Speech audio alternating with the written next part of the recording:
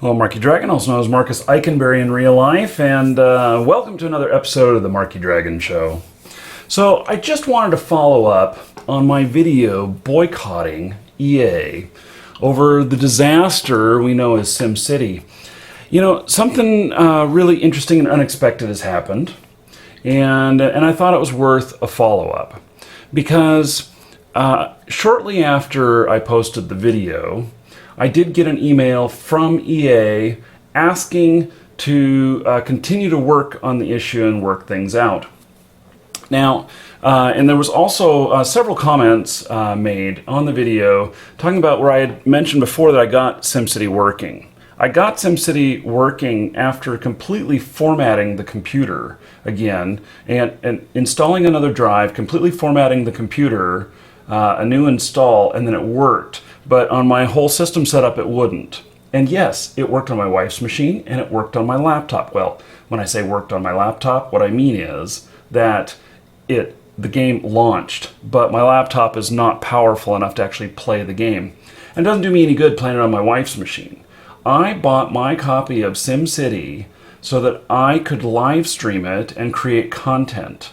And without being able to do that in the beginning, I've missed the boat. That's why I'm not interested in it any longer. And so what happened next, I guess, was a little unexpected, because Origin last night officially announced a new return policy for digital games that they publish.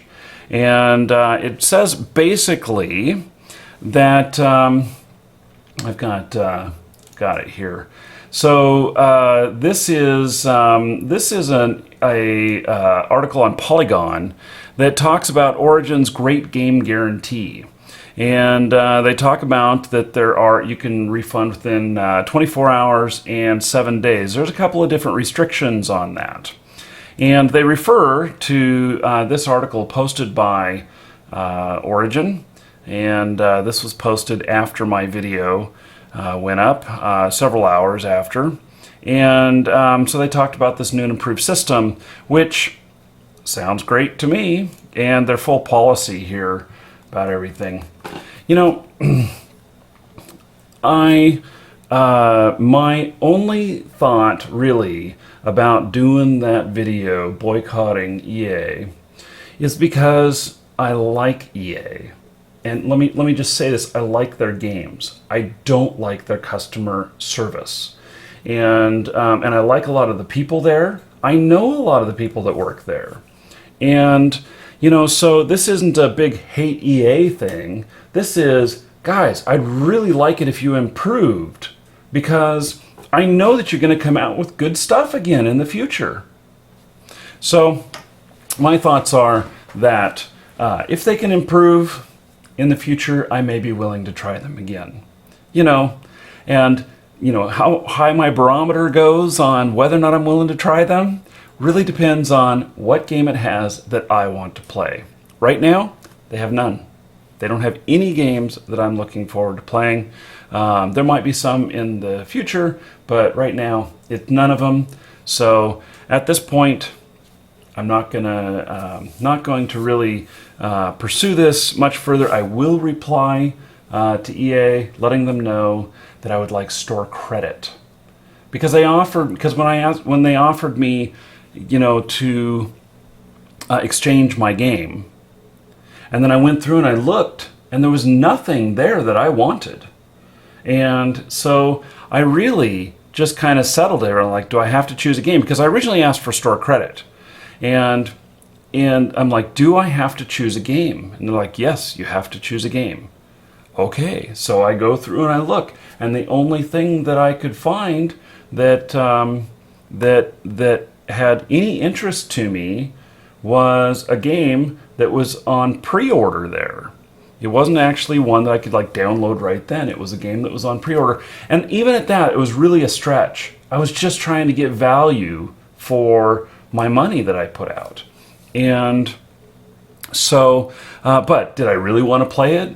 No, I had never played I had never played that game before. It was Battlefield 4. It's what I tried to put on pre-order, and then they denied me on that.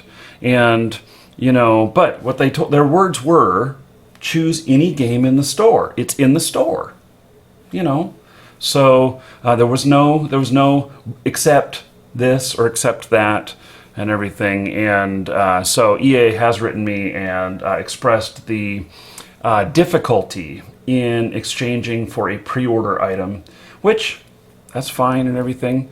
But I didn't appreciate the level of customer service that I got. And in fact, that's how people choose to take their business elsewhere. I'll give you an example. So when I lived in Oregon, I bought a Hummer. I actually had money back then. I bought a Hummer. And the Hummer dealership was also a Cadillac dealership. And this Hummer, it cost a lot of money. And I got the best service anywhere there. And it was really great. I really, really appreciated it. They went over and above. If I dropped it off for service, they'd give me a ride home. They'd come and pick me back up later and everything. And it was really nice to, have good service. And I might drop $1,000 on, maintenance and everything, and they would do this for me. Recently, I had to pay about $1,000 to get my motorcycle back in shape. I needed new tires and a tune-up. It's a Goldwing. It's a nice bike. I went to my local Honda dealership, thinking that I'd just go to the one that's close. I have one that's about 4 miles away from me. And I went there, and when I got my bike back, my bike had been sitting out in the rain for 4 days. Apparently, they don't have room to park everything, and I didn't know that my bike was going to be sitting out in the rain. If I had, I would have provided my rain cover with it.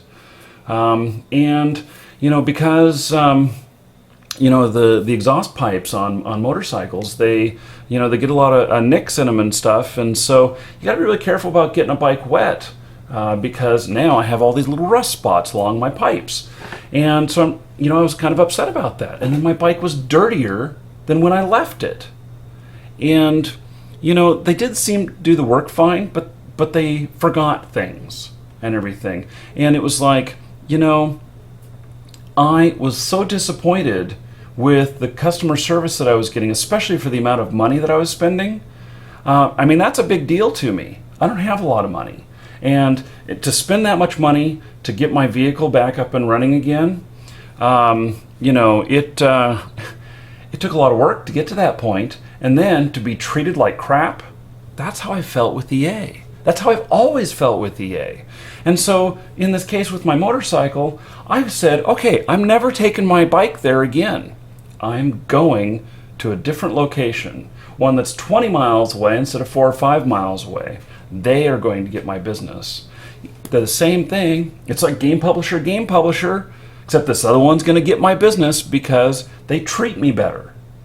And that's all I want. All I want is to be a customer with EA, not a number, not a dollar. I want to be a customer. And I know that EA is all about big corporate. The right hand can't see what the left hand's doing all the time. They've had this problem for many, many years. And, it's just another example of that while I'm on a roll. Did you know that back in the year 2000, I had published a website that got me banned in Ultima Online? And so I took my punishment. I had one account that got banned, and I continued to play the game and support the game and everything. They banned my one account for having published some stuff on a website. I was a lot more of a rebel back then. And so, fine and dandy, I accept my punishment. Well, you know what happens is that I close down my account and I say, I'm not going to play for a little while. And I didn't. I didn't play for a while. And so, anyway, I get this email from EA's marketing, and they say, hey, we would like you to come and be a guest speaker at this convention we're having. I'm like, okay, obviously they don't know that I got banned in the game, couple of months ago.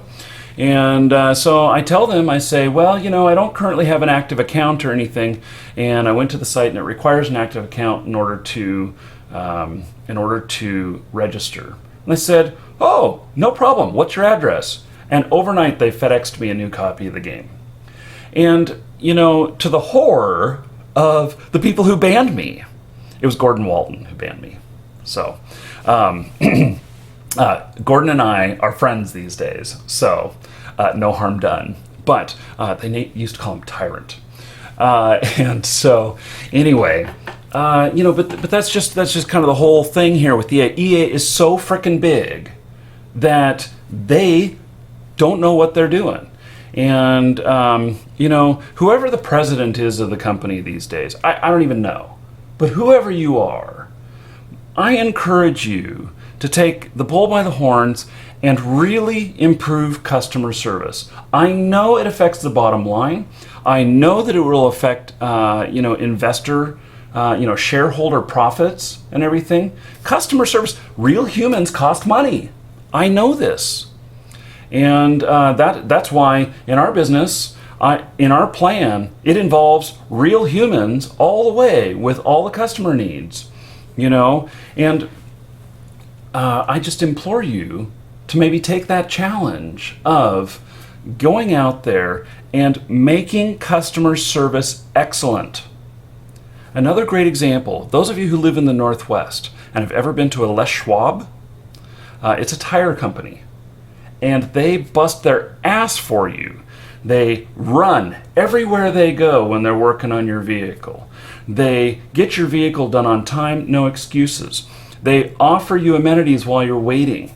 They offer roadside assistance if you have a problem with one of their tires. They fix the flats forever for free. They any defects in a tire, even a year later, they replace it for free. They go way above and beyond, and they totally exceed everybody's expectations. And, they are just very highly rated with customer service. Do they cost more? Yes, they do. They are more than the discount tire chains, but you know what? You go there because you know you're going to pay a few bucks more, but you're going to get what you want. One time I had this Chrysler 300 that we lowered, and we put these big ass rims on them and these really skinny tires. And when I did that with these rims and these tires, what I found is that the ride was incredibly hard, and I really didn't like it. I went back the next day to Les Schwab, and I said, I think we need to put a little bit more rubber on the road because the ride was too hard. And they didn't quabble one bit. They took all that stuff back, even though I'd driven around for a day on the tires. And the tires and the wheels had been mounted. And this was like a $2,000 set of rims. And they said, okay, let's choose some other rims and some other tires and set you up. And they did. That's the kind of experience that I want to be talking about with EA. I don't want this continual complaining about it. And you guys are a very good company. You have the ability to be great. May I suggest the book, Good to Great? It's what you can use as inspiration to take the company from good into greatness and actually make the company awesome. That's my suggestion. I'm Marky Dragon. Take care, and that's it.